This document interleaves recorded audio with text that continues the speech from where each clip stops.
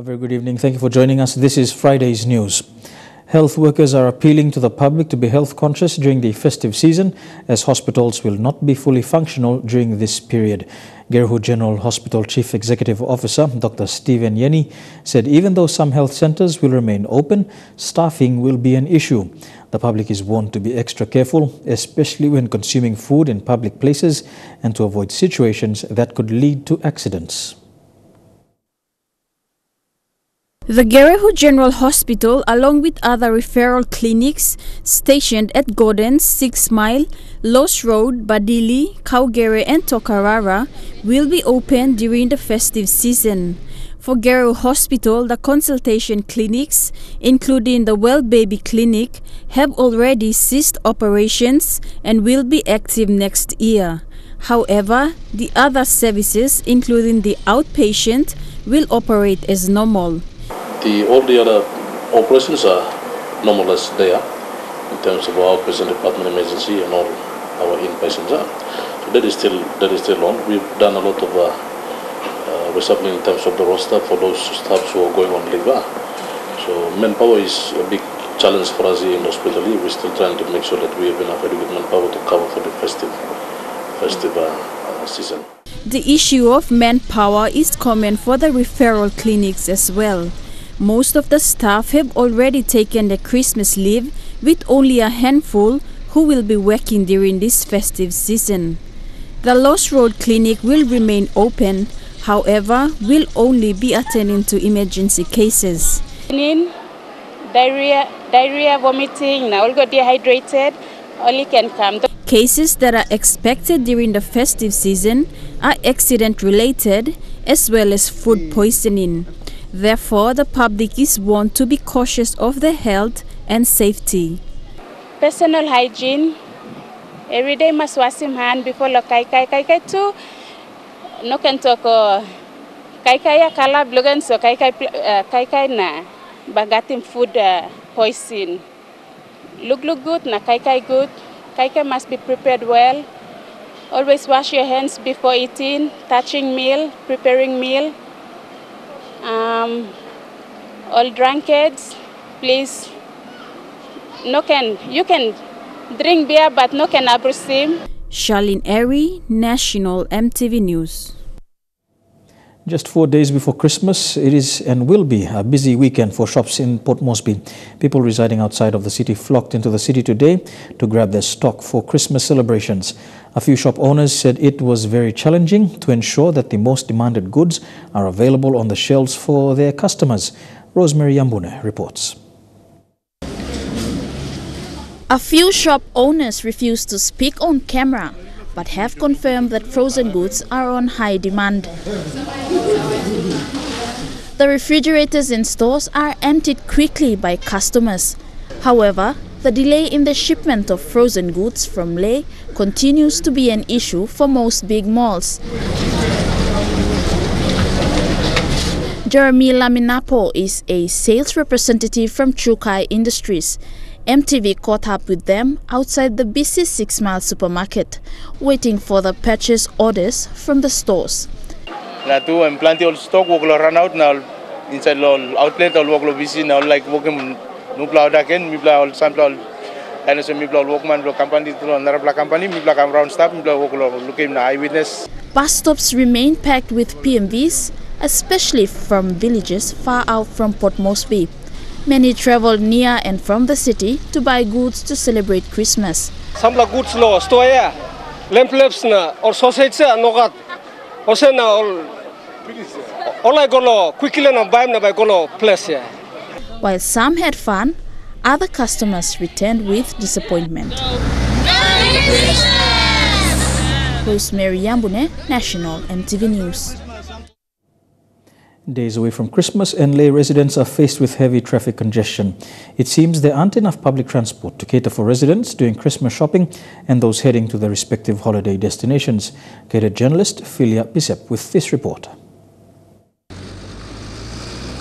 This is the kind of traffic delays the Leh residents have been facing for the past 3 weeks. Cars line up, especially in the mornings and afternoons. PMV passengers wait until late as 7:30 p.m. to get to their final destinations. This is because of the current 21 days road construction at Bumbu Bridge in Chinatown.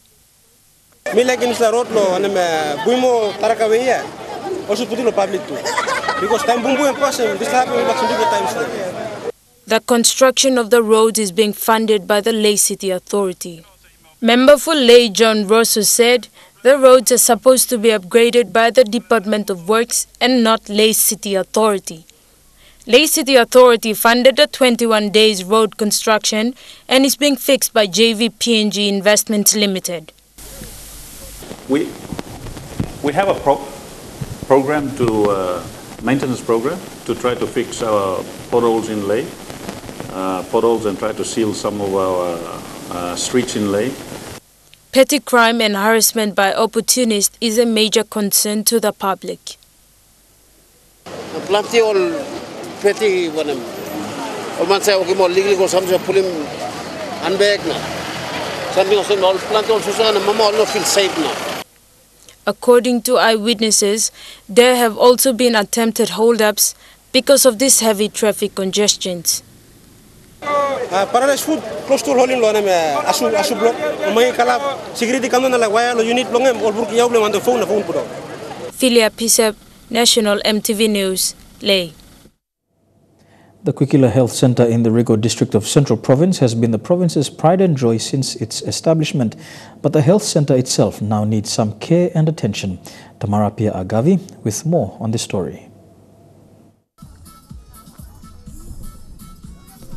With a staff of 20 health officers and 2 drivers at the Kwikila Health Centre and no specialized doctor, the health centre is the biggest in the Rigo district. But the health centre, which was built by the Korea International Cooperation Agency or KOICA, is showing signs of deterioration. 3 doctors' houses, also built by KOICA, have not been occupied since the construction because there are no doctors to occupy them. The health centre is apparently built over a waterlogged area which sees rainwater seeping through the tile floor to patients sleeping in the wards. Untreated wood used to build the doors and cupboards have been broken off. Biggest issue because even this, it's a government-run institution, we normally find it very hard to provide our services to the rural majority. That's what the government is saying, but to go to the rural majority with the new this healthcare policy, free healthcare policy, we are really finding it hard when. Malona said the government health funds that they get are not enough to fully utilize for renovations, and the funds that they recently got was used in the polio vaccination exercise. He also urges the neighboring villages and districts to get parents and guidance to bring the children in for polio vaccinations. Our round 4 polio program will be on next year, sometimes in February. That's number 1. Number 2 will be the bed netting program. Mr. Malona's Christmas message to the travelers along the Magi Highway and in the districts of Rigo and Abao is to be safe while on the highway. So I urge everybody who is driving along the Magi Highway or whatever destinations you are heading, please be mindful and be safe with your family when you're driving home. Meaning be very cautious about drinking and driving because it might cause some accidents. Tamara Pia Agavi, National EMTV News. You're watching National EMTV News on this Friday. We'll have more stories after these messages. Don't go away.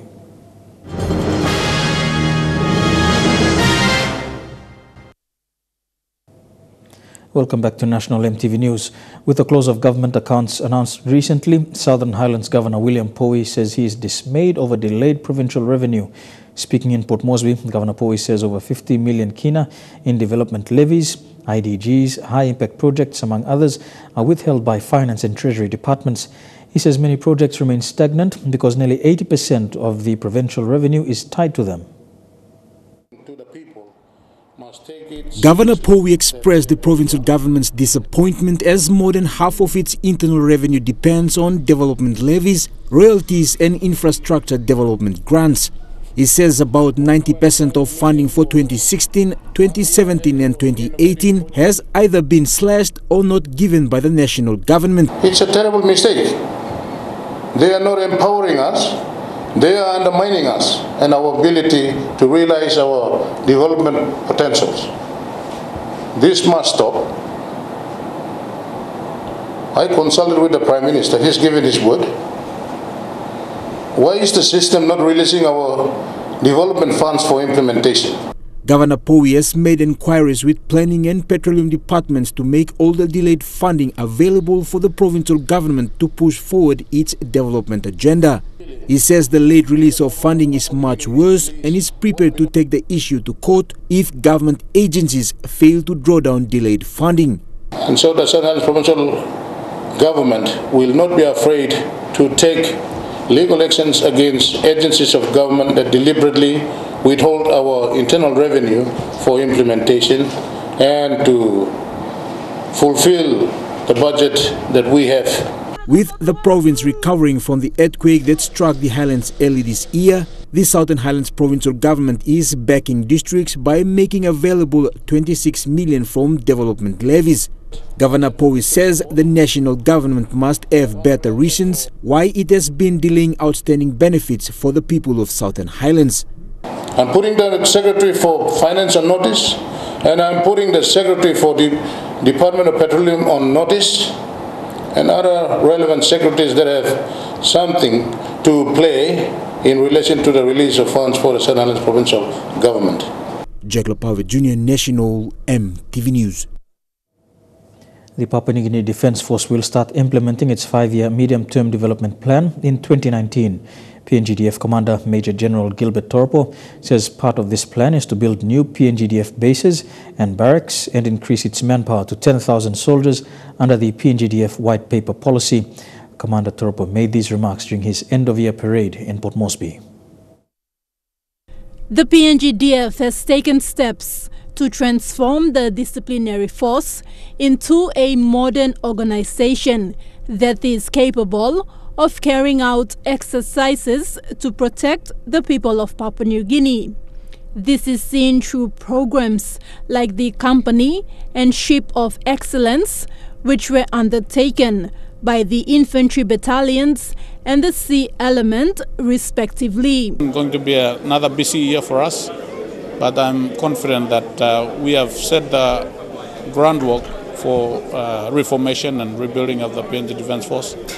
And one of the important aspects of our professionalization of the Defence Force is a good bilateral relationship that we have established with Australian Defence Force, New Zealand Defence Force and US military as well. So, the medium-term development plan outlines activities for the next 5 years and is in line with the PNGDF White Paper policy, a policy that was launched in 2013 with the 4 core tasks the PNGDF must perform to maintain PNG's sovereignty. They include nation building, civil emergency assistance, and international obligations. that is a significant undertaking. According to the Defence White Paper, now we have been directed to increase the force to 10,000 manpower. So we are working on the legislation and also we are working on the structure to accommodate that 10,000 men. The first of the proposed new barracks will be built in Yalibu in the Southern Highlands province through the medium-term development plan as stated in the 2019 budget books. Thekla Gunga, National EMTV News. Senior officers in the police force have concluded discussions on ways to minimize abuse of human rights cases against police officers and allegations of corruption within the police department. These agenda were talked about in the 2018 Police Commissioners Conference involving assistant commissioners, divisional and all provincial commanders. The 3-day conference ended on Wednesday. The Police Commissioners Conference was hosted under the theme Strengthening Leadership Roles to Improving Service Deliveries. Much of the discussions were focused on the absence of leadership roles that should be practiced by commanding officers. During the opening remarks, Police Commissioner Gary Barkey spoke of the increase in reports of ill behaviors carried out by police officers and the lack of corrective measures commanding officers take to discipline those involved. As you will have seen in the media lately, the management under my leadership is keen on tackling issues of police corruption and human rights abuse. As responsible participants, I want all of us to work together to cohesively oppose corruption and human rights abuse within the Royal Papua New Guinea Constabulary.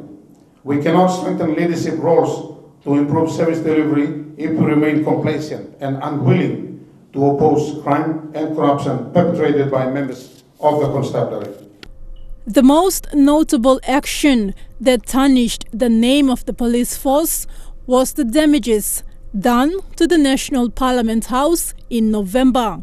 And also, as a commissioner, I'm disappointed and concerned over the many allegations and corruption of human rights abuses leveled against the constabulary. There are fine examples, but one that comes to immediate mind is the recent rampage of the Parliament House, culminating from the issues of unpaid 2018 APEC allowances. This was despicable, totally disgraceful and unacceptable, and we have to be blamed for not providing the leadership that is required. Commissioner Baki says the action of the policemen involved were disrespectful but reflected the lack of leadership from those in command. However, the constabulary was praised for carrying out a successful APEC security operation during the APEC Leaders Week. We are working with our partners from other jurisdictions such as Australia, New Zealand, the Philippines, Indonesia, Japan, and the United Kingdom to modernize the constabulary to make our policing more efficient. Thakla Gunga, National EMTV News. The 21-day road construction along the Bumbu Road in Chinatown in Lae has been declared open by Lae MP John Rosso. However, it is not an official opening because the road is just upgraded and not newly constructed. Now, vehicles in Lae can use the Bumbu Road in Chinatown. On further notice, the upgrading of the roads will carry on to Kamkumo. It will be a Merry Christmas for staff of Kwikila Health Centre. A few days out from Christmas, the health centre received much-needed items to make their work a little easier. Staff from the Department of Prime Minister and NEC played Santa this year, delivering much-needed items as part of their efforts in giving back to the community. So we are joining the Prime Minister's department. It was all smiles for the staffs of Kwikila Health Centre as they were presented with gifts and packages from staff of the Department of Prime Minister and National Executive Council. In handing over the donations, Deputy Secretary Frank IC highlighted the need for giving, especially during this festive season. During this festive season, they can change their mindset by donating to those people who need it more than us. I mean, we're more privileged. We have a pay packet every fortnight. The other people are unfortunate, and particularly our rural settings. The donation included mattresses, cleaning detergents, brushes, buckets, and others. Staff of Kwikila Health Centre were also presented shopping vouchers to make Christmas a little brighter for their families. All these coming from staff of PMNEC who fundraise throughout the year. Rather than we have a Christmas party, let's use the funds for the Christmas party to come to donate to a charitable organization. Upon receiving the donations, the Deputy Provincial Administrator expressed his gratitude from one of country's leading government departments.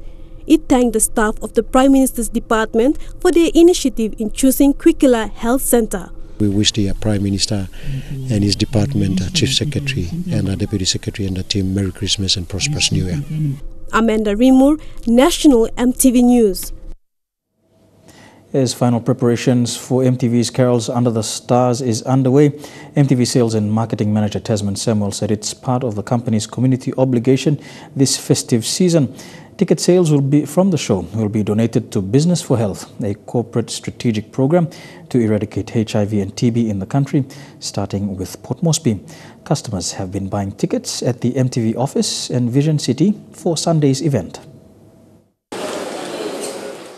For the first time this year, MTV has taken the corporate social responsibility to organize the Carols Under the Stars program to share the Christmas spirit with the rest of the nation. It's our Carols Under the Stars program, firstly, and the message is to get everyone here the Christmas spirit, but more importantly, we are donating part proceeds of the gate to Businesses for Health. The groups performing continued their rehearsals today.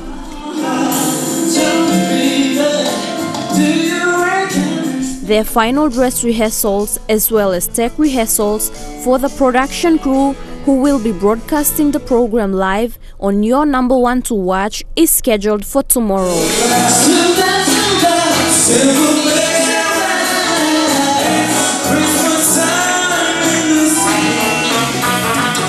Ticket sales at Vision City started today and will continue tomorrow and Sunday. Families and individuals in Port Moresby are already buying tickets and are excited for Sunday's carols. Just got my 3 tickets. Can't wait to go and have fun on Sunday. I think this program is really helping the ones who are, especially the ones who are in remote areas and the ones who are not attending the carols. MTV's marketing team are selling tickets for the Carols Under the Stars program. The team are selling tickets at Vision City ground floor in front of Brian Bell Home Center. Don't miss out on the fun. Get yourself a ticket. Patricia Campbell, National MTV News. You're watching National MTV News this Friday. Stay tuned. We'll have more after these messages.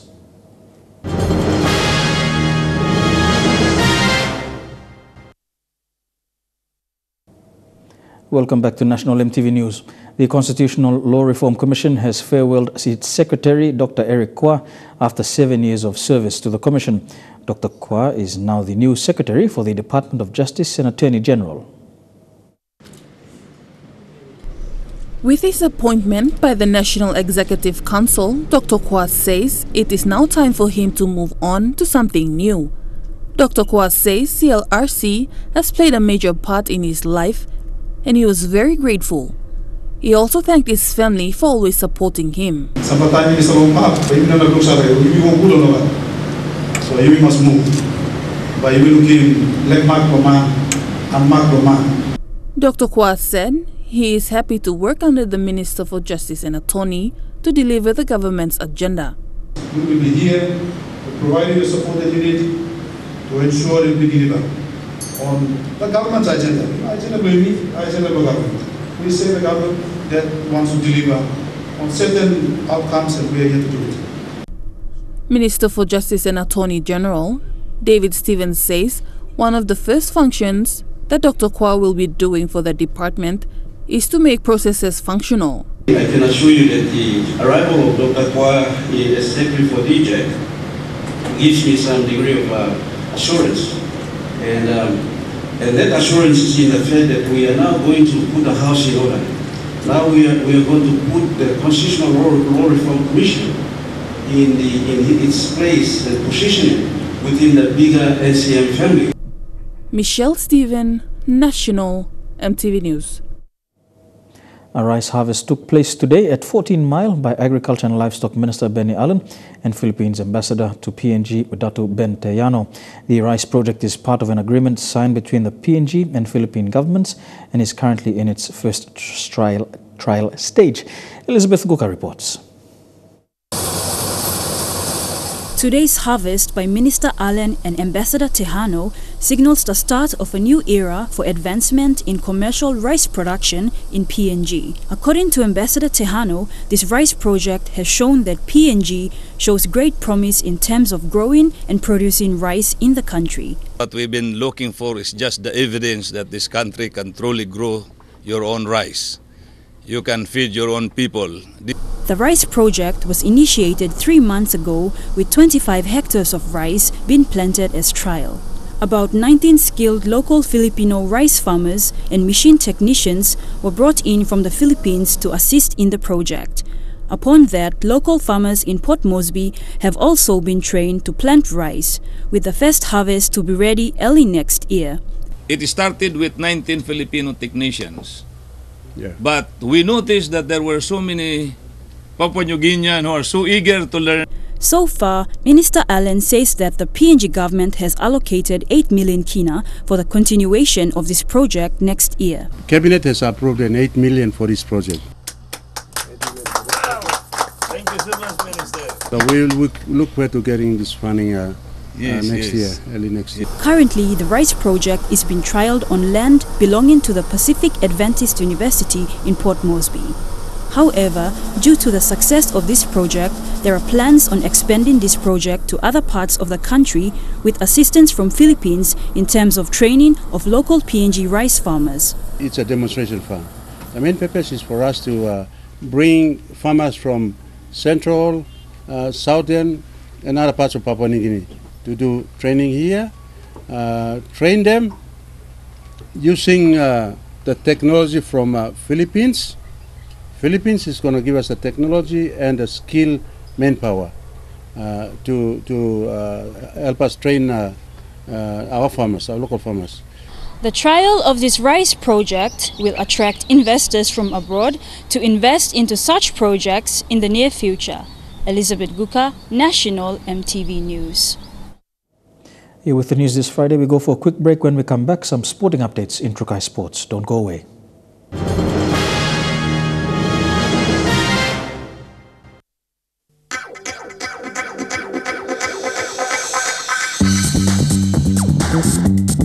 Trukai Sports.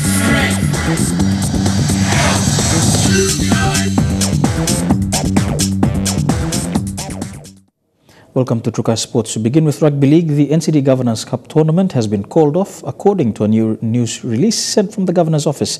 NCD Project Manager John Markop confirmed that this year's tournament was called off because acquittal reports from previous sponsorships were not accounted for. Following the launching of the Governor's Cup on Wednesday by the Morata off-season rugby league competition officials, the NCD Governor's Office, in response to the launching in a media release yesterday, stated that the Governor's Office has distanced itself from the tournament. However, in an interview today with the Morata off-season rugby league competition president, Jackson Namoni says they were verbally approached by NCD's project manager John Markop to run the tournament. Through me looking at this news come out on newspaper today. Me too, me surprised looking at this news, which asked 406 and me kissing Beverly approval mouse long John Markop, and me talking me to go and run him. Now me play come, which now you can look in game and stop all my play. According to information from the Governor's Office, John Markop was instructed by the Governor to call off the tournament. However, Namoni says the approval for Morata off-season rugby league competition to run the Governor's Cup was from NCD Sports Desk. Now, NCDC Sport Desk only give him kind of people Morata League. Now, me play go pass now, you can look at game stop. According to Morata off-season rugby league competition executive officer Ivan Tau Jr., the media release was not from the office of NCD but from other interested parties who were overlooked in running the competition. And then on Thursday there was another media release again with regard to the competition stating that the Governor's Cup was going to be called off. And then this morning the same thing came up. So with regard to that, especially for Mr. Markop, we don't think he would do such a thing. He's a man of caliber, a man of respect and all that. He's a professional man. We believe the media statement that was released this morning is probably from some interested sources that have actually shown interest to run the program, which they were actually overlooked or not approved or something. However, the office of NCD has made it clear in the media release that if the tournament faces any problems during the time of the challenge, they should not be blamed for, as they had called it off. Suli, National EMTV Sports. Draws for the 2019 Queensland Intra Super Cup season have been released, and it will see the SPPNG Hunters play their first match on the 10th of March. The SP Hunters will play 12 home games out of 23 matches scheduled for the upcoming season. A few changes have been made to the Queensland Intra Super Cup format. The finals format has been changed from 6 to 8 teams next season. This will see the top 8 go through to the finals playoff. The SP Hunters opening match will be played on the 10th of March against Tweedhead Seagulls at the Pigabin Sports Complex in Australia. The following weekend, on the 17th of March, the SP Hunters will play their first home match at the Oil Search National Football Stadium against Northern Pride. The annual Kokoda Cup Challenge against the Belly Bears during the Anzac round will be played on Thursday, April 25th at Peasy Park in Brisbane. The Stan Joyce Cup, played for against Redcliffe Dolphins since 2014, will see the Dolphins out to retain the cup when they host the SP Hunters at Dolphin Stadium in round 12 on Saturday, June 1st. The second match will be played in round 22 on Sunday, the 25th of August at the Oil Search National Football Stadium. The annual New Guinea Cup Challenge against the Townsville Blackhawks will see 2 games next season. The first in Port Moresby in round 9 on Sunday, May 5th, where the SP Hunters will be out to retain the cup. And the second match will be played in round 19 on August 3rd at the Jack Mansky Oval in Townsville. Elijah Levet, National EMTV Sports. A dream most Papua New Guineans want to come true is a Papua New Guinean team in the National Rugby League competition. So far, support has come from the Australian Opposition Party, with the Labour Party vowing to support PNG's bid to join the NRL if Labour wins in next year's elections and takes over government. Outside for Adex Vera. Big and somewhat bizarre news on Wednesday this week. The Australian media reporting that the Australian opposition, the Labour Party, was announcing its support for a PNG team to enter the NRL.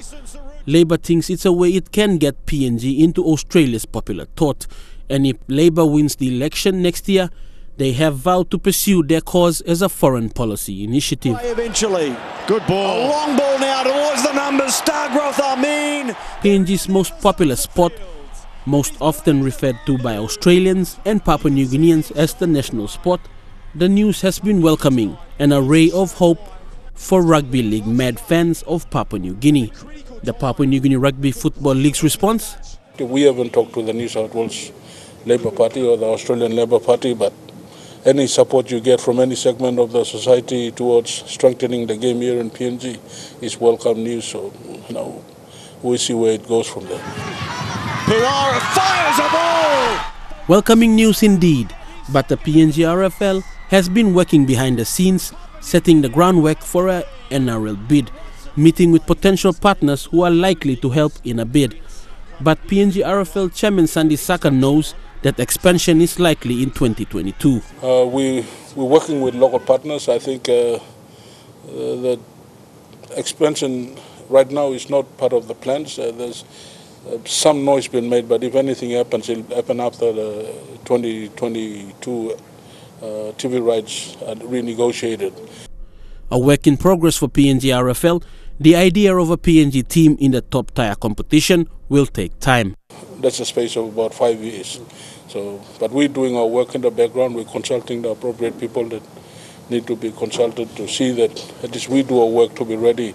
And if the opportunity presents itself, we're ready to capture it. One thing that Sandy Saka and his team are certain of 2019 is that it is promising and a step closer to achieving PNG's NRL dream. I want to take this opportunity to wish everybody a very Merry Christmas and a happy 2019. We want to take this time also to thank you all for your support in 2018. All the work we do, we wouldn't do without you. So we look forward to working with you and look forward to your support in 2019. Fidelis Tukina, National EMTV Sports. EMTV Sports caught up with former SP hunter Brandy Peter, who left the field in 2017 after winning the Q Cup in Brisbane. He told MTV he had done his time and had to make way for new players.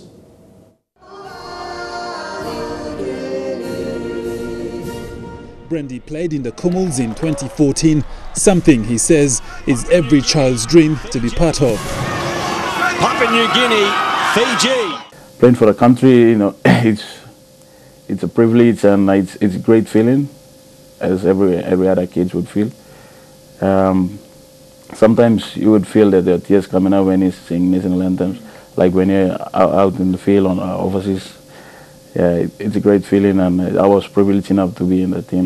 Game on the line, Manoga gets there first. A proud pioneer of the SPPNG Hunters, Brandy Peter, who left the squad last year, says having achieved victory after 3 years was good enough to leave the field and make way for the younger players to be recognized. On individual players, you know, self-discipline, control, and how they, you know, conduct themselves and all that, their mind and all that stuff. Points and now gives it to Brandy Peter. Good footwork for a big body up top. Brandy, who grew up playing rugby league through his teenage years, finally got what he had always wished for, and that was to represent his country at an international tournament playing in the Queensland Intra Super Cup competition.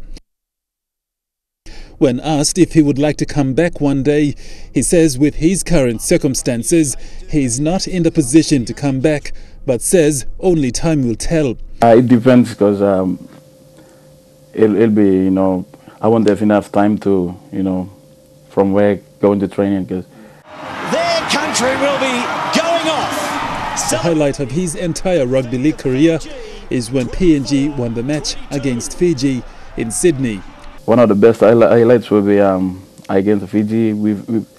I would say my career, I would say that was the best highlights, because we never won for many years apart from PNG soil. Brandy Peter was stopped, now Baptiste threads his way around the ruck. Godwin Eki, National EMTV Sports. Don't go anywhere, we'll have more of Trukai Sports after these messages.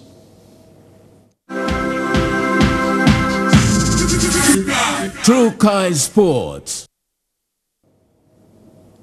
Welcome back to Trukai Sports. To international golf now. Michael Campbell is making a comeback. The major champion will jet from Spain to Queenstown to prepare for February's New Zealand Open, 20 years since last winning the event.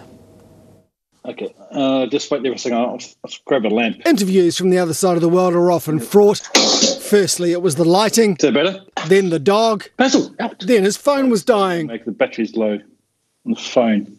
Unbelievable. Eventually, though, he could share the news of his golfing comeback for February's New Zealand Open, 5 days after a milestone birthday. I'm turning 50 and New Zealand Open's turning 100, so it's a wonderful correlation there, I think. Campbell last won the New Zealand Open in 2000. New Zealand's first golfing champion of the new millennium. That was 5 years before his biggest moment, toppling Tiger Woods on the way to US Open glory. But in recent years, he's scaled back.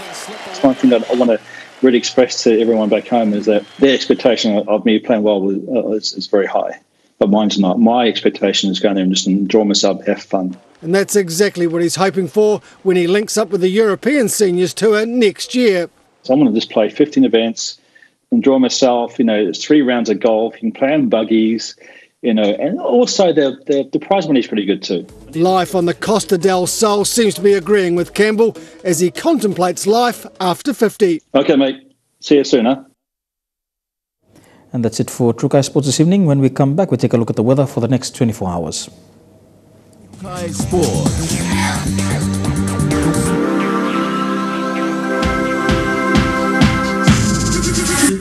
Trukai Sports. The weather details were proudly brought to you by Dulux, celebrating 50 years in PNG and the only paint made in PNG.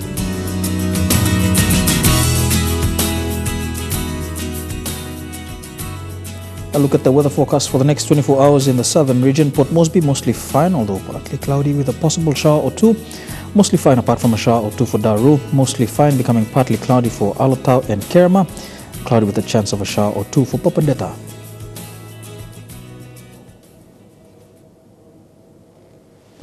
The weather details were proudly brought to you by Dulux, celebrating 50 years in PNG and the only paint made in PNG. And that's a new sport and weather for today, Friday the 21st of December 2018. If you have not picked up your tickets for MTV's Carols Under the Stars this Sunday, you have just over a day to get them. You can purchase them from the Vision City tomorrow starting at 10 a.m. Also here at Level 2, Garden City, Barocco. But right now, on behalf of the entire MTV News team right around the country, pleasant viewing, have a safe weekend, good night.